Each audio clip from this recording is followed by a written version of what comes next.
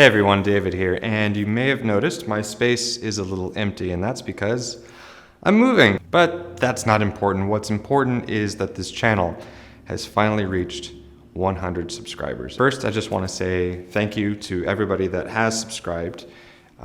It really sends a signal that the content that I'm putting out there is valuable to people, and that's really exciting for me. And ultimately, that's what it's about at the end of the day, which brings me to YouTube's new policy around monetization. Up until January of 2018, the big milestone for any YouTube channel was having 100 subscribers. It means two things. One, you can actually get a custom channel name, which I will now link in the description below. But two, it means you can start making ad revenue off of your videos. However, YouTube has now changed the policy serendipitously that instead of having 100 subscribers to start monetizing, you need to now have 1,000 subscribers and 4,000 hours of cumulative view time in the past 12 months. But ultimately, I think that's a good thing because it solves a few big problems that YouTube has been having lately, and here's why. First, it's this notion of hitting a subscriber milestone so that you can start making money. This causes a few problems. Oh, I'm gonna be rich like all of my favorite YouTubers. Well, here's the deal. At 100 subscribers with very few views on your video, you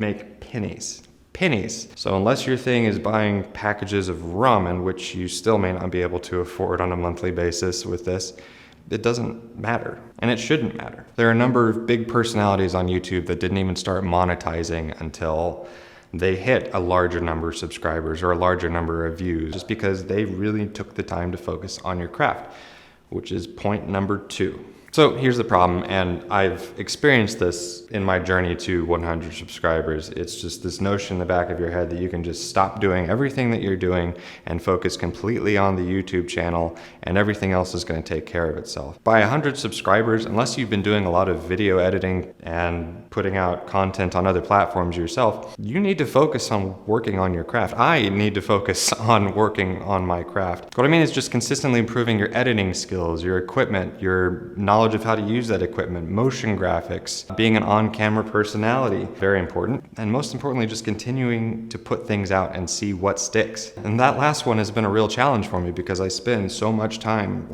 here. So the reason I think the 1,000 milestone subscriber thing is such a good thing is because it takes the pressure off of me as a creator to go and try new things and work on my skills without having to worry about, oh, I have to reach this goal so I can start making money and live my dream.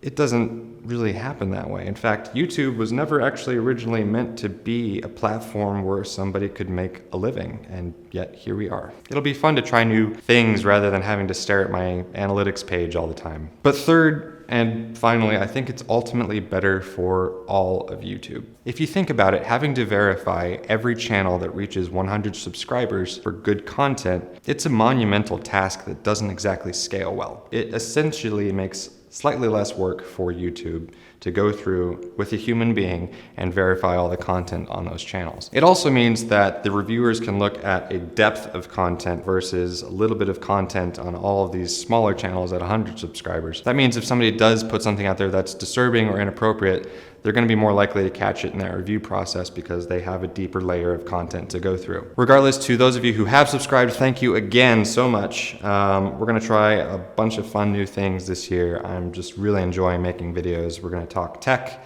travel, Tesla, if that ever happens. Yeah.